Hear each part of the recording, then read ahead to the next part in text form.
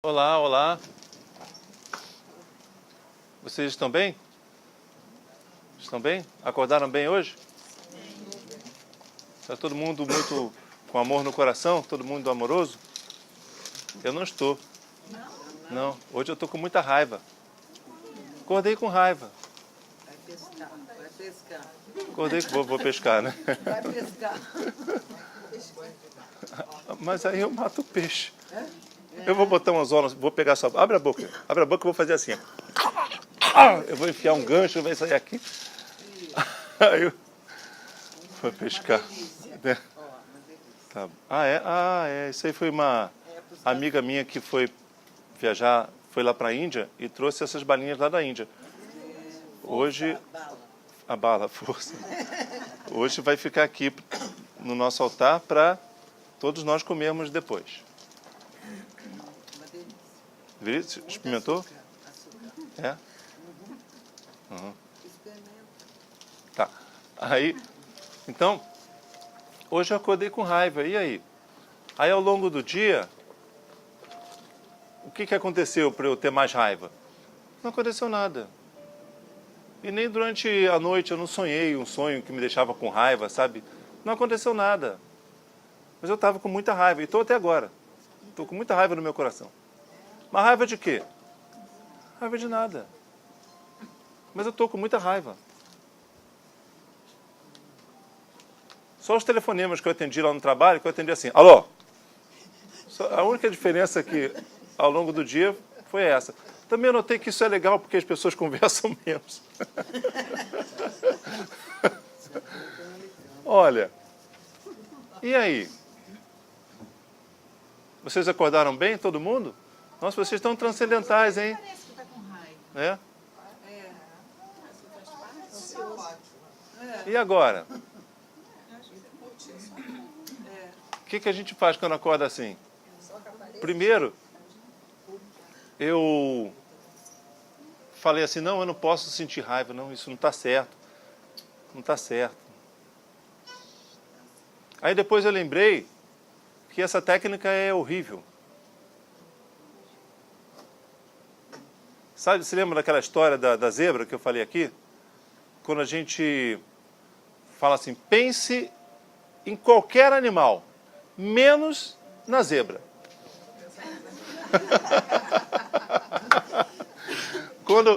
Quando eu falo assim para mim mesmo, não, eu posso sentir qualquer sentimento, menos a raiva.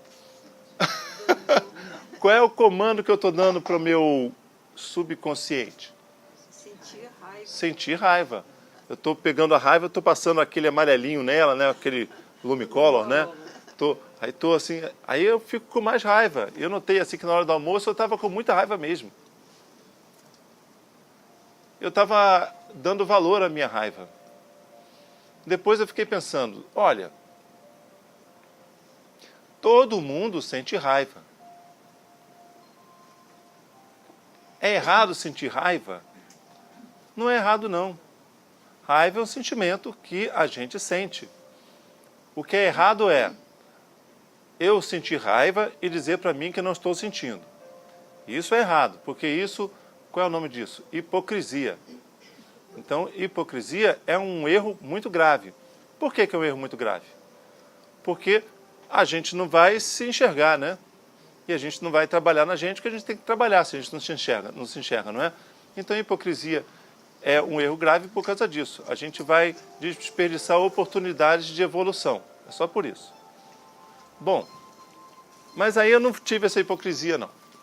Eu falei, estou com raiva mesmo.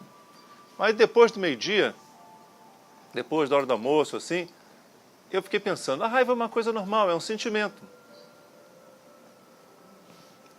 É um sentimento como qualquer outro. E aí, eu passei a observar a raiva. Como se eu estivesse me vendo de fora. Sabe? Eu estou sentindo raiva. Estou observando que eu tenho essa raiva. Eu tenho que fazer com que ela vá embora? Eu não tenho que fazer com que ela vá embora. Porque, como eu falei, né, assim eu até valorizo a raiva.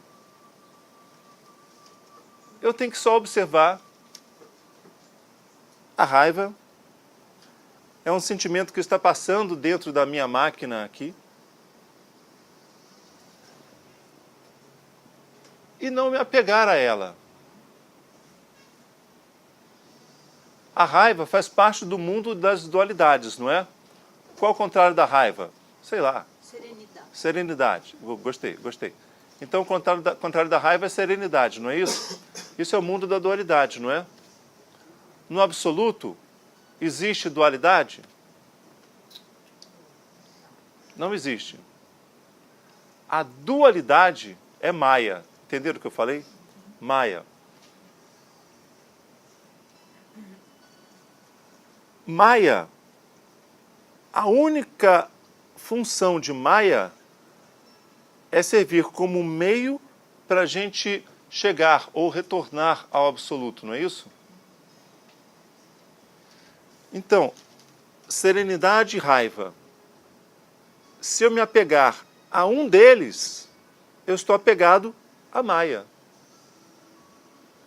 Concordam comigo? Eu estou apegado à dualidade. Então, se hoje eu acordar sereno, se hoje eu tivesse acordado sereno, eu falo, nossa, isso é muito bom, eu quero acordar sereno sempre, isso é muito legal.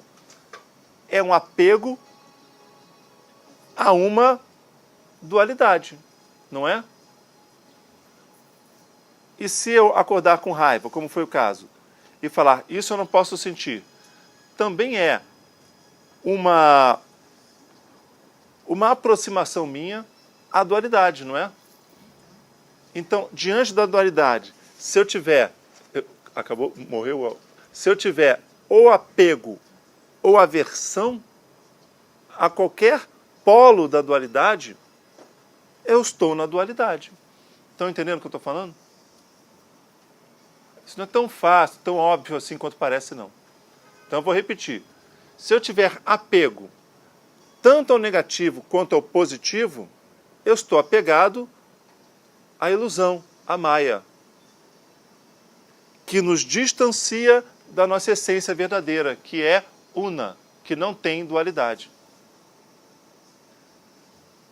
Então, se eu falar, nossa, serenidade, uau, me apegar a ela, estou apegado à Maya. Raiva, estou apegado também. Quando a gente se coloca como observador neutro diante das dualidades, a gente está se distanciando dela e nós estaremos nos aproximando da nossa verdadeira essência. Então, está aí. Não é o assunto de hoje, mas como eu estou vivendo essa experiência, eu gosto de compartilhar sempre a experiência do dia, está aí. Depois do meio-dia, eu comecei a tentar observar a dualidade dentro de mim. O que acontece na minha alma, no meu corpo, na minha alma não, no meu corpo. No meu corpo acontecem as dualidades. E eu tentei olhar com os olhos da alma, como se a alma estivesse vendo essa roda de dualidades dentro desse corpo. Tentei colocar os meus olhos nos olhos da alma, que na verdade sou eu. E aí, sobre a alma, eu fiz uma forcinha para amá-la. A alma una. Nossa, eu amo esse meu ser. E com esses olhos, eu vou olhar para o Marcelo, que vive dualidades. E eu comecei a me colocar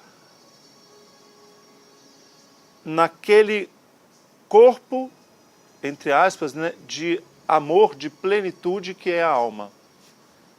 E qual é o resultado em nós? O resultado mais imediato é que de plenitude, mesmo com a raiva. É aí que eu queria chegar. Isso parece uma contradição, mas não é. Nós estaremos com raiva e nos sentindo plenos. Então a palavra-chave é plenitude. O que é plenitude? Plenitude, como eu já falei aqui algumas vezes, eu não preciso de nada. Eu não tenho necessidades. Isso é ser pleno. Do que você precisa? De nada.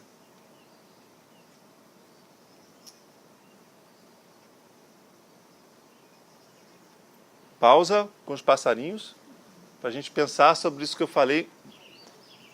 Faça a introspecção. Eu sou pleno. Eu não preciso de nada. Agora faça uma reflexão.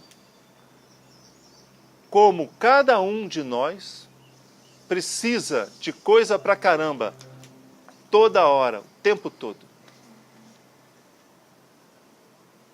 Eu preciso ser feliz, eu preciso ter dinheiro, eu preciso transar com alguém, eu preciso comer chocolate, beber Coca-Cola ou fumar maconha. Eu preciso que aquela pessoa morra.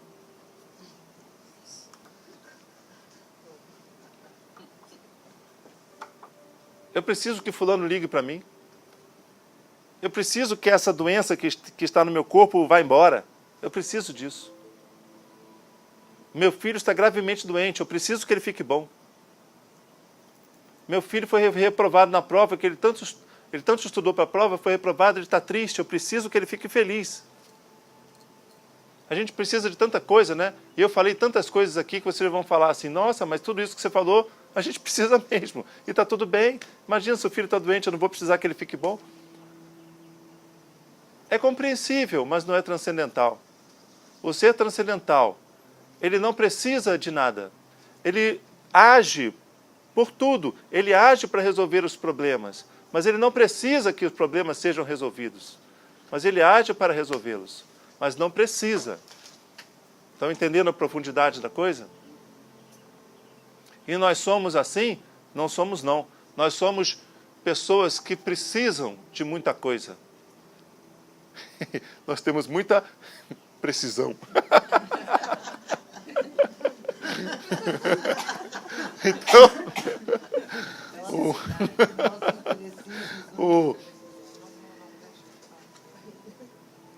não é? Faça uma reflexão agora, né? Quantas coisas nós precisamos? Eu venho para cá pensando, eu preciso dar uma boa aula. Mas Marcelo, dar uma boa aula é uma coisa nobre, você tem que precisar disso mesmo, não tem nada.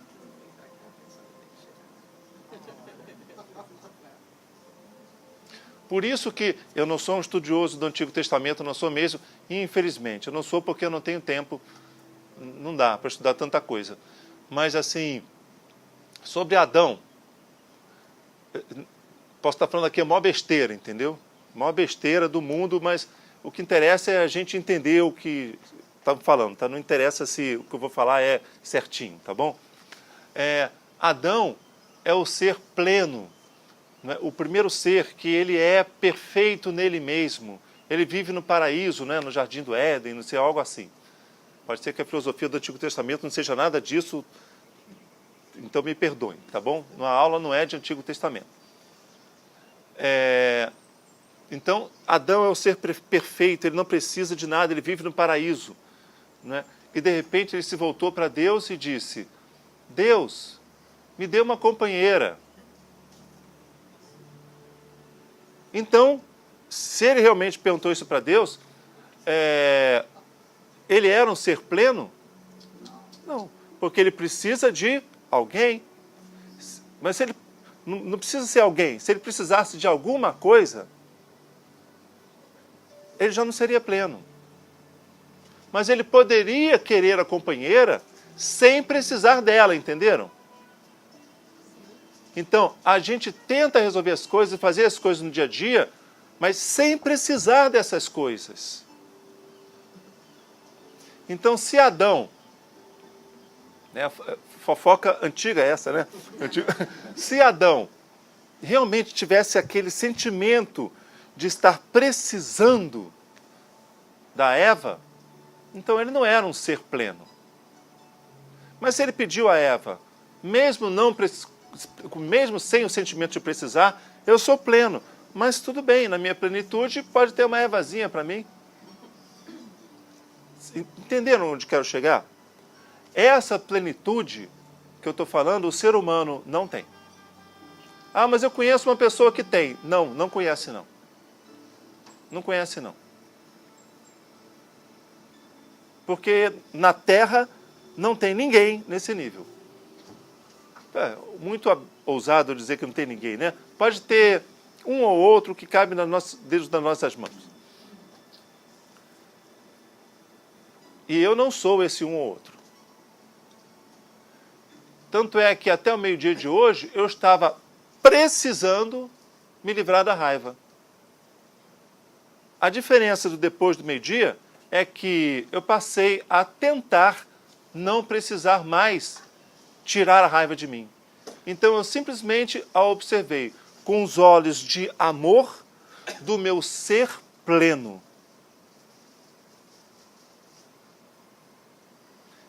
E a minha sugestão é que vocês façam todos os dias a mesma coisa. Quando vocês estiverem mal, tentem pensar, eu estou precisando que esse mal vá embora, mesmo que seja plenamente justificável querer isso? Ah, eu estou precisando sim. Ixi. Então, temos aí um exercício para fazer. Um exercício para a própria transcendência. E aí a gente corre um risco. Então tá. Então agora eu preciso não precisar de nada. E aí...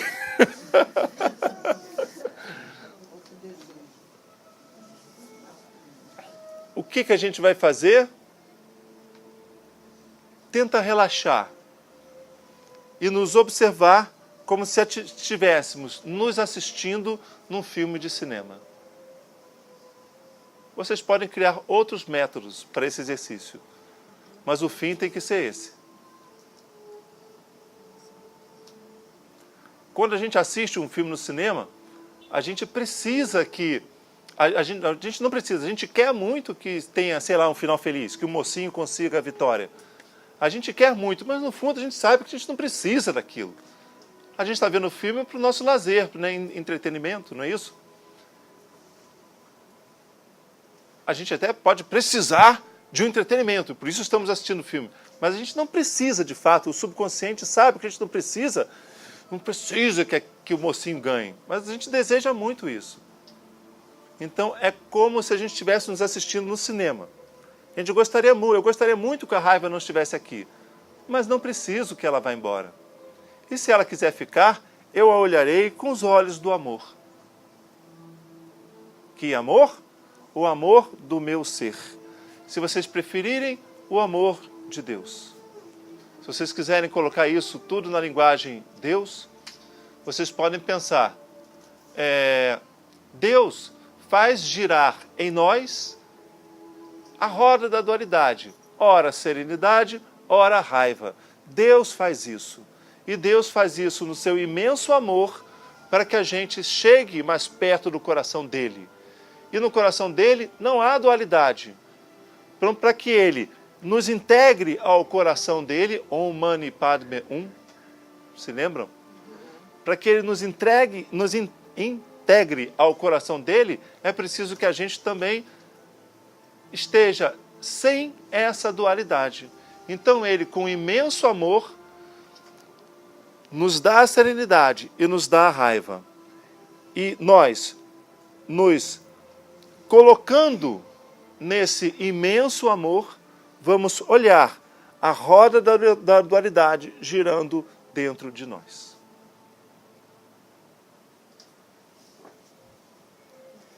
Combinado? Esse exercício é muito bom. Certo?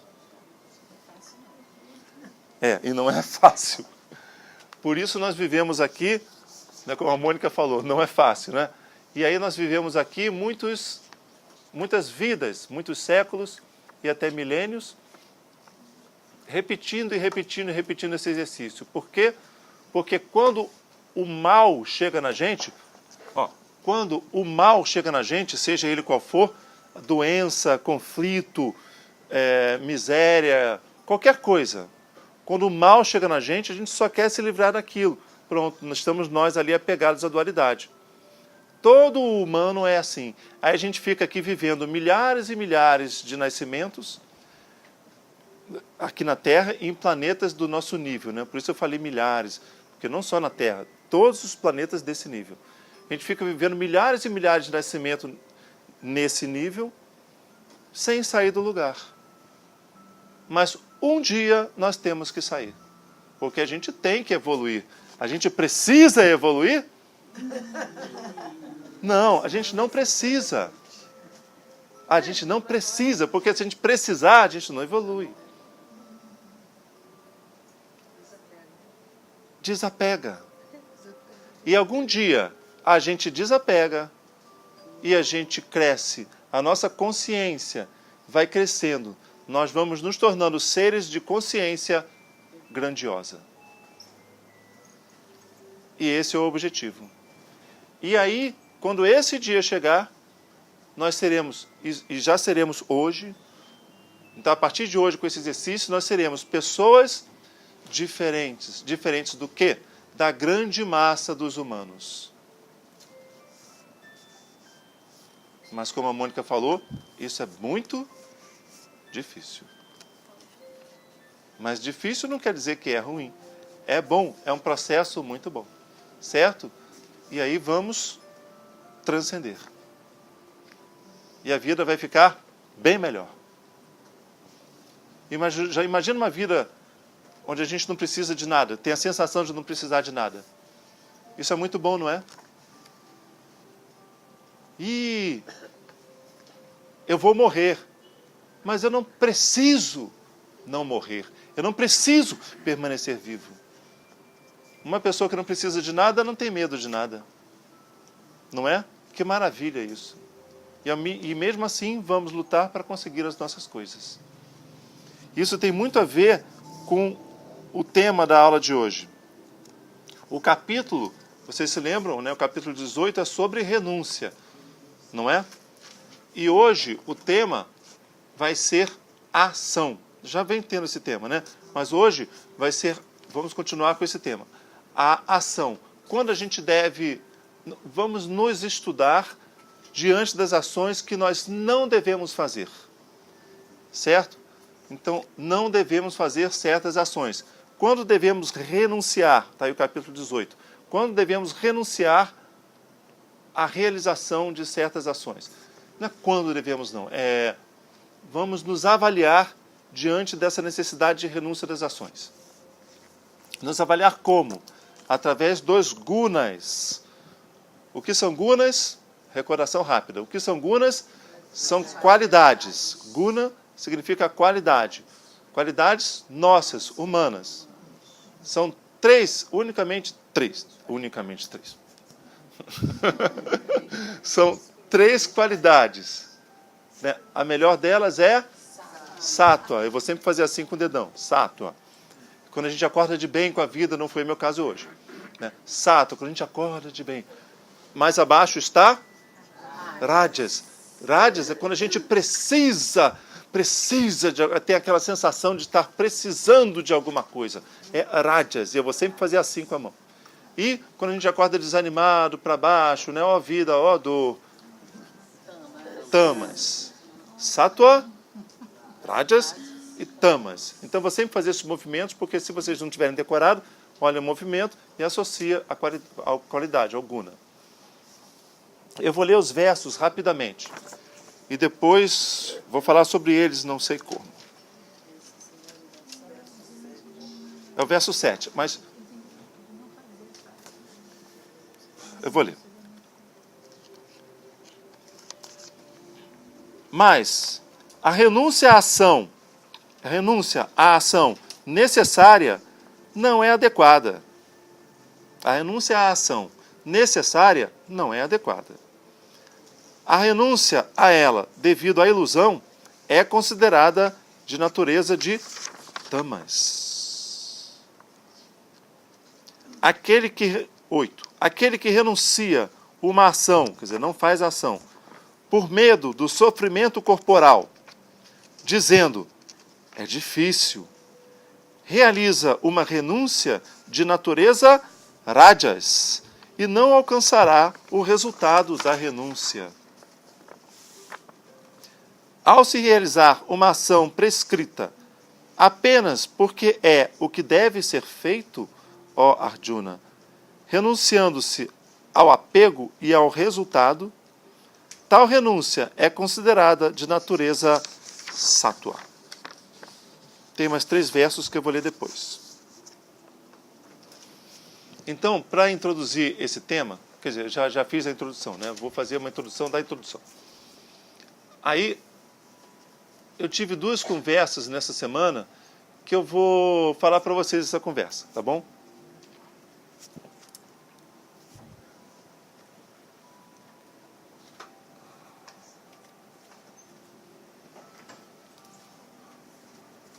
Eu conversei, a primeira ou a segunda conversa que eu falo?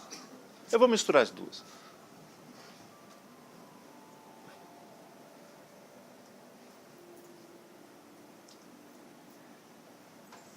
Eu conversei com uma moça que normalmente a energia predominante dela é rajas. Rajas é o quê? A necessidade de fazer alguma coisa, não é? O sentimento, eu preciso fazer aquilo, eu preciso resolver aquilo. Se a gente for resolver aquilo sem esse sentimento, mas na serenidade, a gente vai resolver, né? Vai lutar para resolver, mas é sattva. Mas se tiver aquele sentimento de eu tenho que fazer, a gente vai para a solução do nosso a gente alcançar o nosso objetivo, mas com esse sentimento de rajas. Esse sentimento é o predominante nessa moça. Mas acontece que esses gunas, sattva, rajas e tamas, eles giram dentro de nós. Ora nós estamos em sattva, ora em rajas, ora em tamas. Não é isso? Nós vimos isso no capítulo 14. E não adianta, a roda gira, e gira sempre. Acontece que eu conheço essa moça. Ela me liga quando está com a predominância de tamas. E eu até falei com ela, olha, você só vai precisar me ligar quando estiver com a predominância de tamas mesmo. Porque como ela tem natureza rajas, e aí pinta tamas, tamas o que é? Tamas é inércia, é ó vida, ó dor, é aquela energia que não leva a nada, e que a gente sabe aquela coisa que não sai do mesmo lugar. Isso incomoda muito ela. Porque a natureza dela é rajas, de querer resolver as coisas. E como ela está com a natureza de tamas rodando dentro dela, ela não sente ânimo e não consegue resolver as coisas. Ela não consegue mesmo. Ela fica prostrada. E isso a incomoda muito. Por causa da natureza rajas dela. E ela fica louca mesmo. Além de tamas já ser ruim, ela acentua, porque ela tenta lutar contra tamas. Aonde eu quero chegar é... O nosso macete vai ser... Quando nós percebermos, quando nós acordarmos com a natureza tamas, a gente percebe isso. Quando a gente está com a energia daquele bichinho, ó vida, ó dor, não é? Quando a gente acordar assim,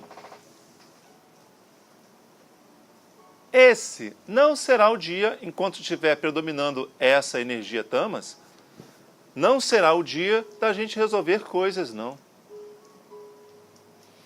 Então a boa dica é, não vamos nos disponibilizar para tomar decisões, resolver coisas nesse dia. E se nós formos obrigados a isso, se a gente tiver um prazo para entregar, e se a gente tiver que tomar decisões nesse dia, aí, ó, Deus nos ajude. Aí a gente vai ter que fazer. A gente vai ter que fazer. E aí, faça uma oração, fala assim, Deus, preciso de uma pequena ajuda. Aí põe aquela música dos Beatles, né? With a little help from my friend. Faz uma oração, fala, me ajude e vai para a guerra. A chance de dar errado é muito alta, entendeu? Olha, quando a gente está mal, aí é que a gente quer tentar resolver as coisas. Porque quando a gente está mal, as coisas nos incomodam. Tudo incomoda a gente. E a gente quer tentar resolver as coisas. Quando a gente acorda em sátua, nada nos incomoda, não é? Então não queremos resolver nada, porque está tudo bem. Ah, Marcelo, tem aquele problema lá. Não, está tudo bom. A gente não resolve, não é? Mas era ali que a gente tinha que resolver. Mas quando a gente está em tamas, a gente acorda, tudo incomoda e a gente tenta resolver tudo. Dá tudo errado. Piora. Experimenta você estar em tamas, vir alguém, principalmente alguém que a gente ama, que tem intimidade, que intimidade é uma merda, que a gente fica muito à vontade para destratar e mandar a pessoa ir a merda, né? Porque a gente sabe que a pessoa nos ama e que a gente vai mandar ela ir a merda, mas ela não vai. Ela vai ficar ali, né? Então, isso nos dá uma segurança tão grande que a gente destrata a pessoa que a gente ama. A gente não tem mania de fazer isso? Geralmente a gente maltrata aqueles que nós amamos. Isso não significa que nós odiamos. A gente ama, por isso maltratamos. Que coisa louca. É a dualidade. Né? Aí o que acontece? Experimenta você em tamas, vira uma pessoa que você ama falar para você. Falar algum problema. Principalmente se for algum problema que fale mal de você. Entendeu? O que você vai fazer? Vai reagir. Você vai mandar merda com certeza. Mas não vai dar certo, como vai dar ruim, não é? Vai rolar uma discussão, claro que vai. Se a outra pessoa não for espiritualizada, assim, transcendental, vai entrar no nível tamas junto, você vai puxar a pessoa para tamas e vai ser ruim. Se você estiver em sátua, e a pessoa vier discutir com você, comentar algum problema, você vai falar assim, ou você vai falar, caramba, é mesmo, ainda bem que você lembrou, beleza, vamos resolver isso juntos. Isso num dia bom, não é isso? Ou você vai falar, né, como eu disse, não, mas isso não é um problema, está tudo bem, e não vai resolver. Então, a boa dica foi o que eu disse para a mulher. Está em tamas? Não faça nada.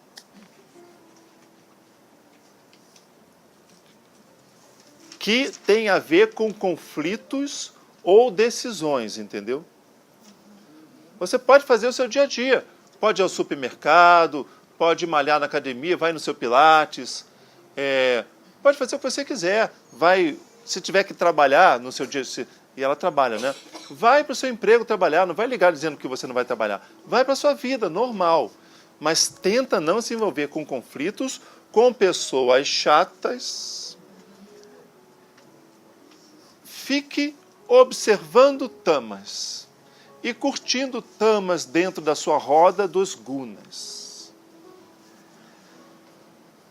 E tamas passará, porque passa de qualquer jeito. Na prática, a dica que eu estou dando acordou em tamas, fique quieto. Eu até fiz um vídeo no Instagram, rapidinho assim, né? Só que o Instagram tem uma coisa muito desafiadora. Eu tenho que fazer um vídeo de menos de 1 minuto para explicar isso tudo. É muito estranho isso. Bom, mas eu até fiz assim no vídeo. Acordou mal, não fale nada. Agora pode fazer maior. Pode fazer maior? Pode, aí tem o IGTV. Você pode fazer vídeo maior de 1 minuto. Ah, que legal. Vai pra tagline, vai para um outro botãozinho. Ah, tá. Depois ele falou que pode fazer um vídeo maior do que 1 minuto. Aí eu tenho que ver se as pessoas vão ter paciência de escutar mais do que 1 minuto, né? Mas que boa notícia é essa. Depois eu vou aprender a fazer isso. Tá bom esse exercício, gente? Acordou em tamas, não resolvam nada. Acordou em sátua, mesmo que aquilo não nos incomode, Resolvam. Porque a solução vai ser boa. Acordou? Nossa, agora é a hora. Até eu tinha que falar uma coisa com a Dani, né? Com você. Tinha acontecido há algum tempo.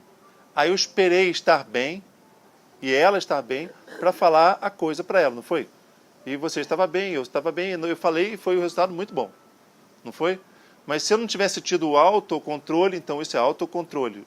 Bhagavad Gita fala muito sobre autocontrole.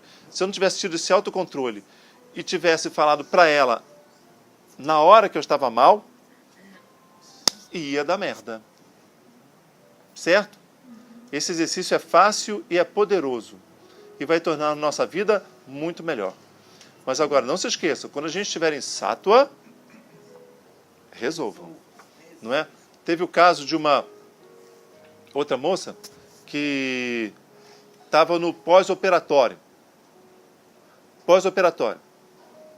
Pós-operatório mesmo, literalmente. Fez a cirurgia, estava no pós-operatório.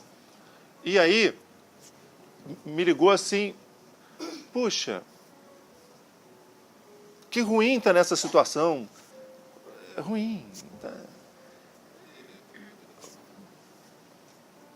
Vamos fazer uma analogia? O pós-operatório seria tamas, não é? Onde a gente fica na inércia. Não pode fazer nada. Tem que ficar ali parado, não é? Se está um pouco incomodado de estar ali, é por quê? Porque gostaria de não estar ali. Gostaria de sair para o seu dia a dia e fazer as suas coisas, não é? E aí seria o que isso? Rajas ou Sattva, né? Mas vamos colocar Rajas. Gostaria de sair para resolver os seus problemas, não é?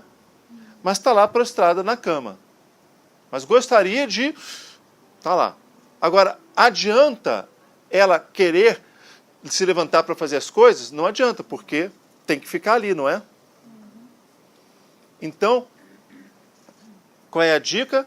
Estou naquela posição, estou ali, vou me observar, vou me curtir ali. Mais do que curtir, vou sentir a plenitude ali. Vou tentar me observar, vou tentar analisar a minha necessidade, a necessidade de não estar ali. Essa necessidade de não estar ali é que gera aquela agonia. E quando a gente pensa sobre isso, sobre nós mesmos, imediatamente, a gente já melhora.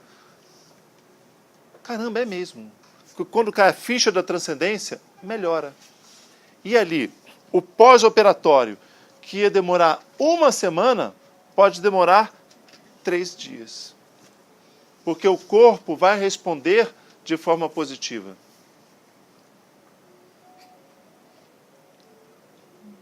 Certo? Essa analogia é boa, não é? É isso. E agora vamos entrar nos versos. Ah, essa foi uma história, né? Faltou a outra. Outra pessoa com quem eu conversei. Que foi hoje.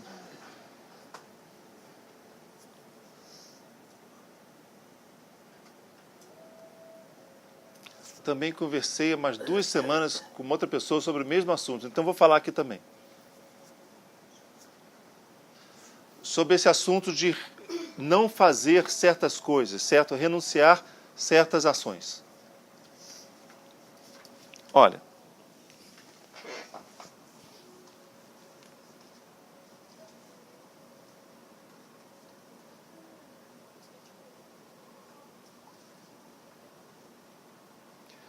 A gente age o tempo todo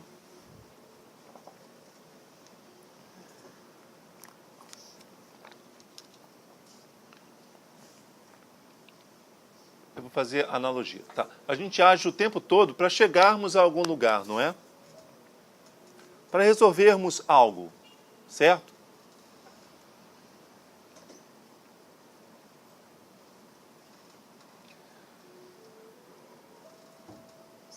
Então, a gente age.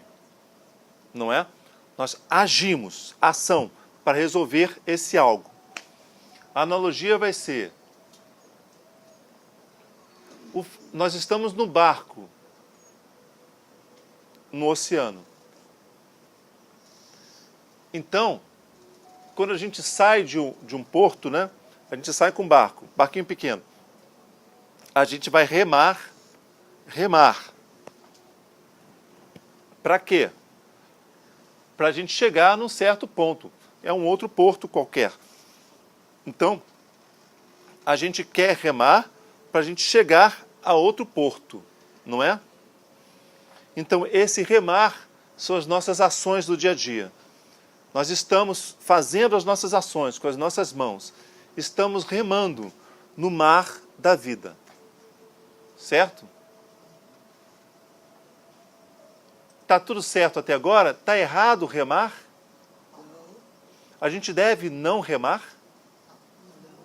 Não. A gente deve remar porque a gente quer chegar num certo lugar, não é? E a gente rema para chegar a esse lugar. Está tudo certo. E se tiver uma correnteza contra o nosso fluxo? Aí a gente rema, dependendo da correnteza, a gente pode remar. Mas se a correnteza for muito forte, a gente vai remar e ou não vai sair do lugar ou vai andar até para trás. E vai gastar muita força. Então a gente vai ficar exausto e a gente não vai sair do lugar. Veja como nós fazemos isso na nossa vida. A gente vê que a gente está indo e a correnteza está para cá. E aí a gente continua remando. E a gente vai remando, e aí o tempo vai passando e nós vamos envelhecendo e aí nós morremos. Como? Remando. E não saímos do lugar. Então, a gente tem que remar. Sentiu que estamos contra o fluxo da vida, continuamos remando mais um pouquinho. Mas se a gente perceber que a gente não está saindo do lugar durante um certo tempo, o que a gente tem que fazer? Olha, eu queria chegar naquele porto ali, mas eu acho que aquele porto não vai rolar. Porque se eu continuar insistindo, eu vou morrer de velhice aqui, remando. Ou vou morrer de fome, de frio, sei lá. Mas bem eu não vou ficar. E não vou conseguir o que eu quero. O que eu tenho que fazer? Olha, aquele porto não vai rolar mais. Pode voltar também, pegar um barco mais forte. Né? Pode, assim... não, mas eu tô fazendo analogia só com remos. Assim, o barco mais forte, nesse forte, é até quanto você tiver força, entendeu? Você tem que remar até quando você tiver força para remar. Mas vai chegar uma hora que você vai falar, caramba, eu estou fazendo muita força e não está rolando nada. O que a gente tem que fazer? Primeira coisa, olha para o porto e fala,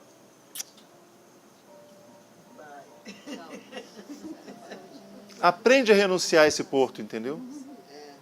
Eu queria tanto chegar nesse porto, mas esse porto não te quer. Mude o rumo da sua vida. Então, como é que a gente faz para mudar o rumo? A gente larga os remos. E estende a vela. E deixa o vento soprar. E o vento vai soprar. Foi essa a conversa que eu tive hoje, entendeu? Deixa o vento soprar. E esse é o exercício mais difícil para um ser humano. Porque quando a gente larga mão, quando a gente renuncia às ações, a gente larga a mão das nossas ações, dá tchauzinho para o nosso objetivo.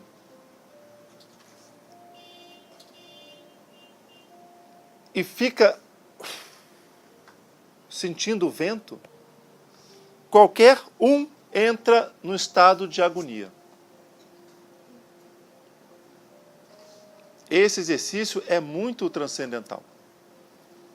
E qual é o jeito da gente ser aprovado nesse exercício? O único jeito é se relacionar com o vento.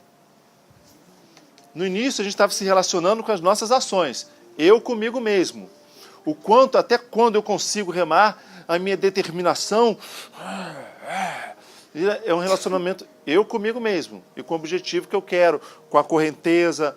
Mas agora vou me relacionar com o vento. Eu posso mandar o vento soprar em direção ao meu porto e ele vai soprar?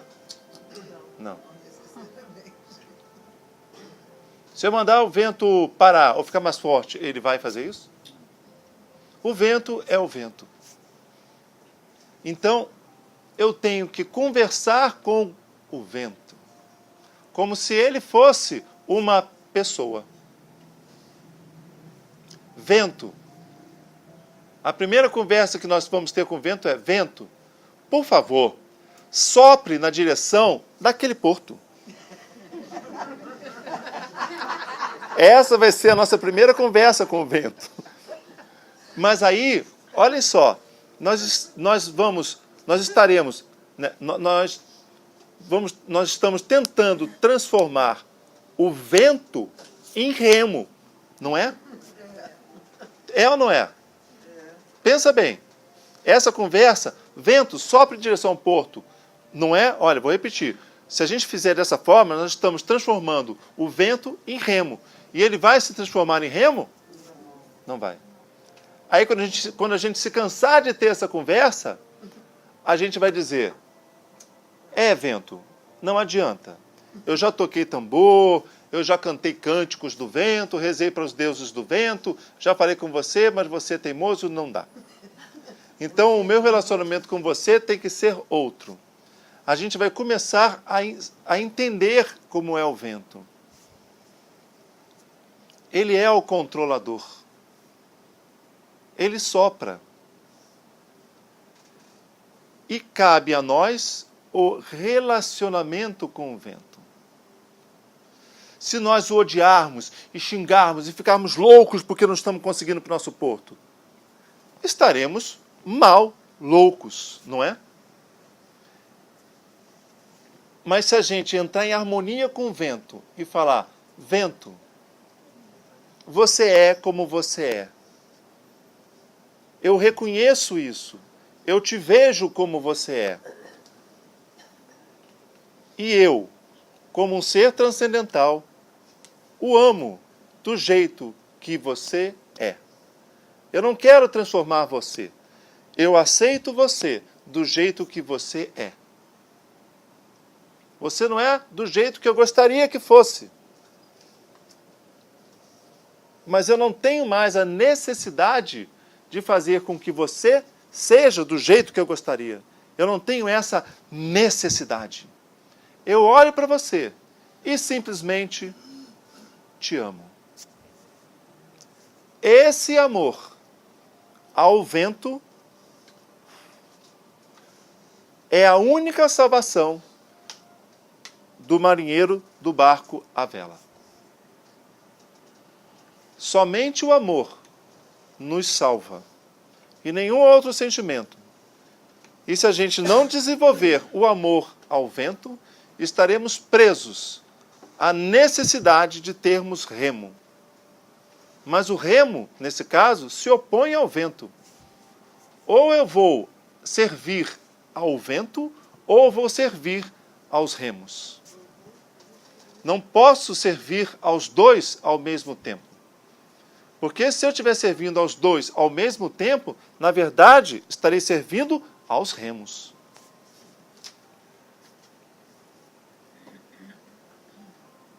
Então, o meu amor em relação ao vento tem que ser pleno. E esse amor pleno vai gerar a plenitude sobre mim mesmo.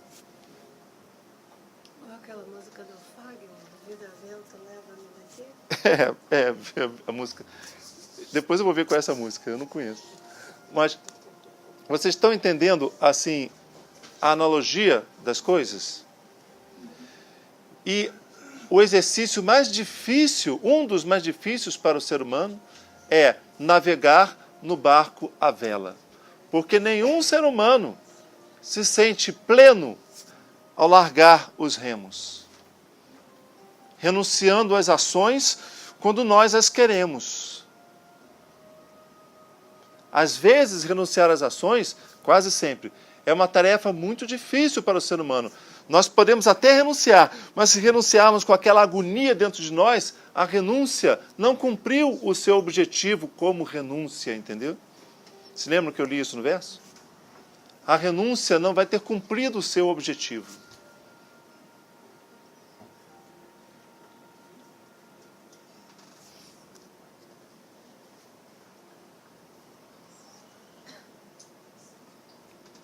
Eu estou assistindo um filme, ainda não acabei.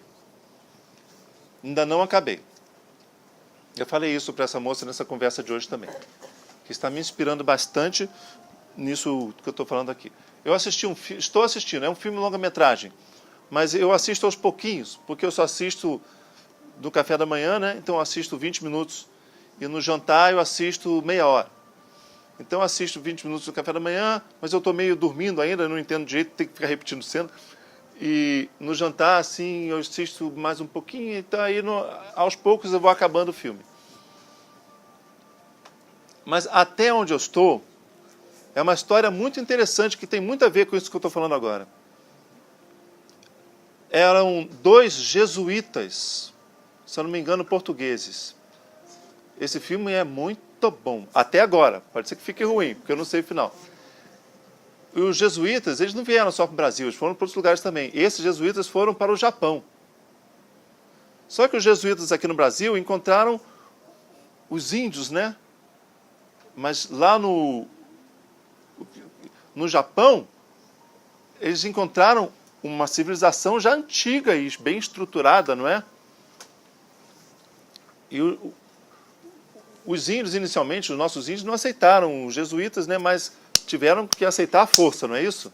Teve até aquele filme A Missão, excelente filme, que fala disso aqui no Brasil. É isso aí. É. Aí, o nome do filme é O Silêncio. Só Silêncio. Silêncio. É do Scorsese esse filme? Ah, viu? Que interessante. Só que esses jesuítas foram para o Japão. E quando chegaram no Japão, não foram bem recebidos, não. Aqui eles conseguiram dominar os nossos índios. Mas lá no Japão, com aquela coisa já estruturada, levaram porrada. Falaram, que porra é essa que vocês vêm aqui com a filosofia de vocês e vocês vêm aqui, a gente já tem nossa religião, vocês vão morrer. E nossa, foi uma carnificina com os jesuítas. Isso é a história da gente, né? E foi uma carnificina feia. Eles eram torturados em praça pública, mortes muito dolorosas mesmo. Isso lá em 1600, alguma coisa assim. E aí, 2 jesuítas lá em Portugal, repletos do amor de Cristo, falaram, eu quero ir para o Japão. Até porque tinha um padre no Japão que eles queriam reencontrar e tudo. Eu quero ir para o Japão, reencontrar o tal padre lá, mas eu quero ir para o Japão difundir o amor de Cristo, a fé em Cristo. E foram os 2 para o Japão. Chegaram no Japão, aquele monte de japoneses querendo matar os padres. E aí, eu vou alterar um pouco o filme até onde eu estou, né? Só até onde eu estou, para ficar dentro do nosso contexto. O pessoal, algumas almas benevolentes lá, falaram assim, vem cá, vocês 2 vão morrer, cara. Vou pegar vocês 2, vou botar aqui dentro de uma casinha de madeira, bem favelinha, sabe? Numa aldeiazinha bem pobre, nem tinha banheiro ali dentro. Vocês vão ficar aqui trancafiados nessa casa, vocês não vão poder sair daí. Porque se vocês saírem daí, vocês vão morrer. Vocês vão encontrar um japonesinho lá, vão pegar vocês e vão torturar e acabou. Portanto, fiquem aí nessa casa, nessa casinha miudinha. É uma casa, é um cubículo. E estavam lá os 2 padres, sentados lá, um olhando para a cara do outro e falando, Porra! Eu vim aqui para difundir o amor de Cristo, difundir a minha fé, a igreja, né? O outro, mas se a gente sair dessa porta para difundir, a gente vai morrer, a gente não vai difundir nada. E o outro falou, durante o dia, ele via uma frestinha de sol entrando assim, olha, eu pelo menos quero sair para pegar sol. Cara, você vai pegar 10 segundos de sol e depois vai ser preso e vai ser torturado. Você não tem que pegar sol nada. Esses padres,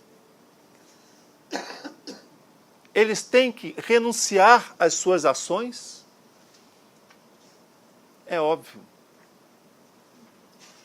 É óbvio. O universo está encaminhando os dois para isso. Os dois vão ficar enclausurados naquela casinha, agoniados como estão agora. Eu tenho que difundir, eu tenho que cumprir minha missão, eu tenho que chegar no porto que eu queria, entendeu? Eu tenho que cumprir minha missão, eu tenho que difundir o amor de Cristo, eu tenho que difundir porque eu tenho. Ele não está agoniado? Ele é um ser transcendental ali? Não, por quê? Porque ele precisa muito de coisa, ele precisa difundir o amor de Cristo, ele precisa difundir a igreja. Por quê? Porque eu sou um bom jesuíta, eu tenho que cumprir minha missão de jesuíta, eu tenho que difundir. Ele tem que difundir? É óbvio que o universo colocou a correnteza, né? Colocou ele ali e ele vai ficar ali. Então o que ele tem que fazer ali? Ficar dentro da casa, aproveitar o amor de Cristo e vivê-lo para ele mesmo ali. E ele vai difundir a igreja? Não. E ele tem que ficar querendo difundir, ele pode querer o quanto ele quiser, mas ele não pode precisar disso, senão ele não será pleno ali. E o objetivo do ser é ser pleno. O que ele tem que fazer é ficar ali e ser pleno.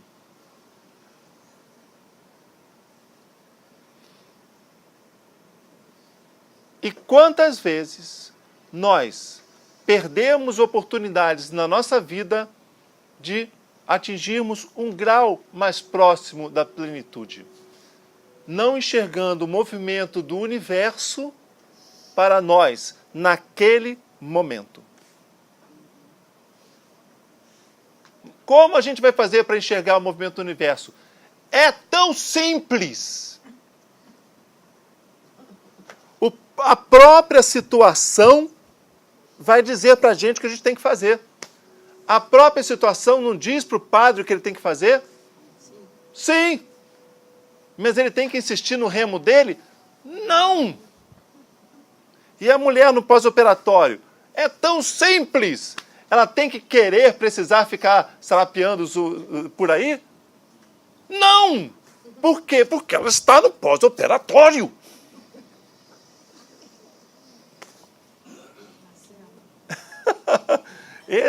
O atendimento que eu fiz hoje a essa moça era a mesma coisa.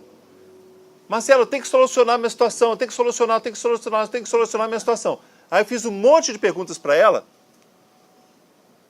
e falei, menina, para aqui não dá, para lá não dá, para cá não dá, para cá não dá, para cá dá. Esgotaram as possibilidades. Eu falei, você vê mais alguma? Ela, não. Então, não tem. Então, minha filha, fica quieta! Fica quieta! E seja plena na sua quietude. Seja aquele jesuíta pleno na casinha lá de madeirinha que ele está lá. Não faça disso a sua prisão. Faça disso a sua oportunidade de evolução. Uma oportunidade para engrandecer a sua consciência e desenvolver a sua plenitude. Com isso, você vai estar entrando em sintonia com os objetivos de Deus. E você se unirá a Ele no coração dele. Marcelo, não está adiantando nada na nossa conversa, porque você não está resolvendo o meu problema. Ela falou. Entendeu nada. Não entendeu nada. Aí você falou, fala. Aí eu falei, você pode optar de continuar com os seus remos e desesperada, como já fazemos todos nós humanos há milhares de nascimentos. Ou você pode optar agora de subir um grau a mais na sua consciência e se unir um grau a mais ao coração de Deus. Certo? Combinado? Vamos fazer uma reflexão para as nossas vidas. Você está falando muito em relação ao controle, né? Os remos é o nosso controle. Nosso controle, sim. Com certeza. E sair desse lugar do ego, de saber, de achar que a gente sabe para onde que a gente quer ir, é o grande desafio. É o grande desafio. A Mônica está falando, isso tem a ver com controle? Claro que tem. Claro que só tem, né? Deixa eu ver aqui. Porque o vento é a sabedoria maior, né? É difícil a gente confiar. O vento é a sabedoria maior. O vento.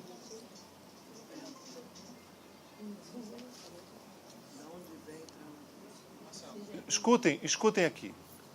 Escutem um pouquinho da aula passada. Aproveitem para entrar numa reflexão da nossa vida, tá vendo? Om Mani Padme Hum, o coração de Deus. Então faça esse exercício agora aqui. Eu vou guiando. Toda a vida de cada um de nós tem um vento que sopra. E tem os nossos desejos que às vezes se opõem ao vento.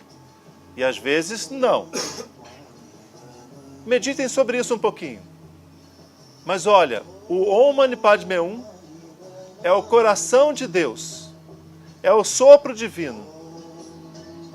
É o sopro que devemos amar. E somente esse amor vai nos tornar plenos de nós mesmos.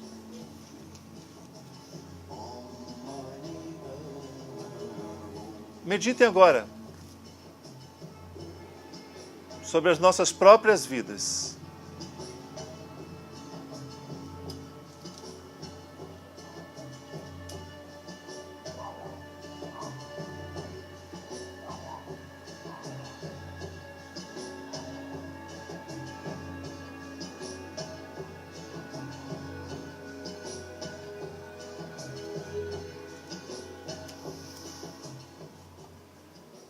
Use a sua imaginação agora para sentir o vento. Sentir o vento nas nossas vidas.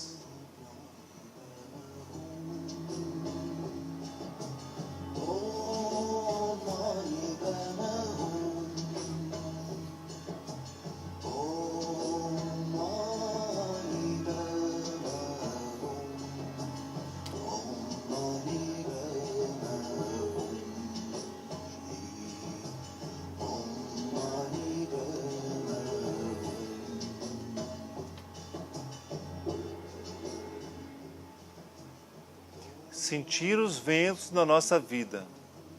Agora, esse sentir o vento nas nossas vidas, a gente vai tentar transformar esse sentimento em amor. Amar esse vento nas nossas vidas. Amar o sopro de Deus.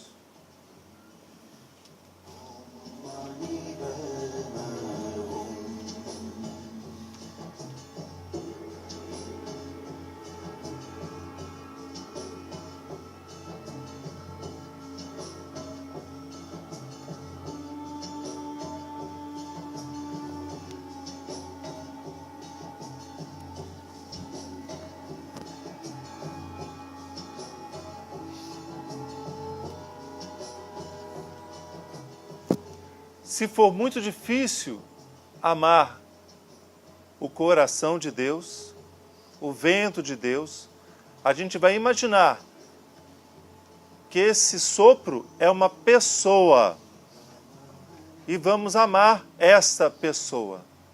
Fica mais fácil a gente imaginar uma pessoa e amarmos essa pessoa, não é? Então imagine que esse vento seja um ser, uma pessoa, e vamos nos imaginar amando essa pessoa, amando de todo o coração, como ela é, sem querermos modificá-la em nada. Porque o amor não quer modificar o outro. O amor é incondicional, nós amamos o outro como ele é.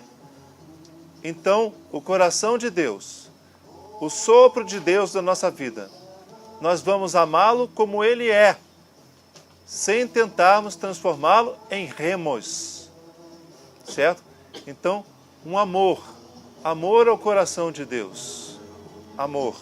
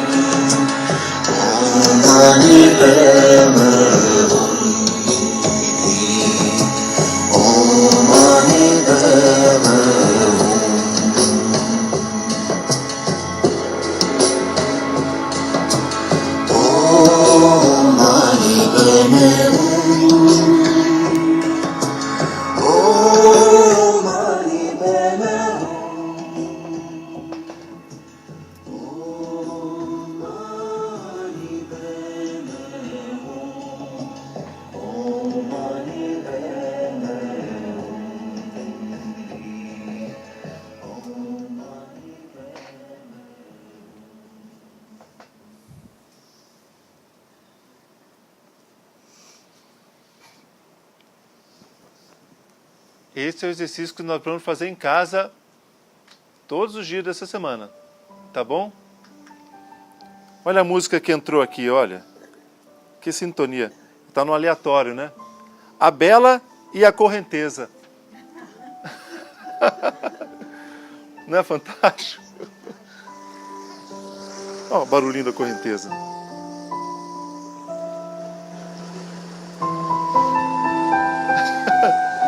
Essas sintonias são fantásticas, né? É bom.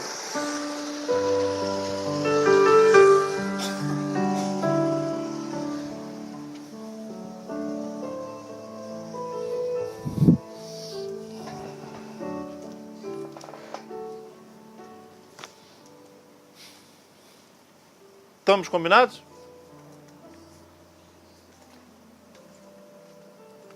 Eu ia começar agora os versos. Será que eu começo os versos ou encerro a aula com esse exercício?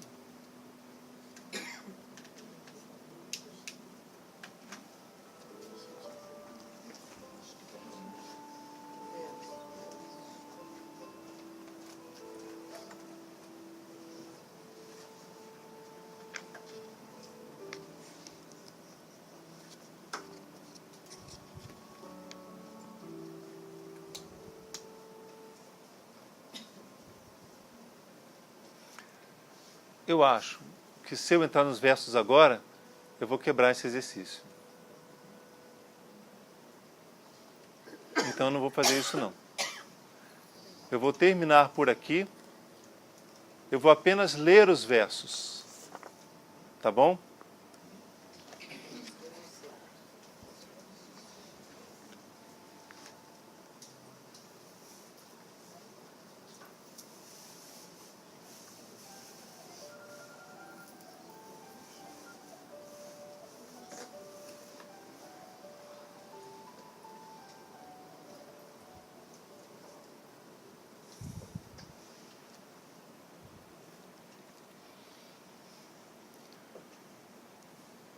sobre a renúncia às ações. Sobre a renúncia a tamas.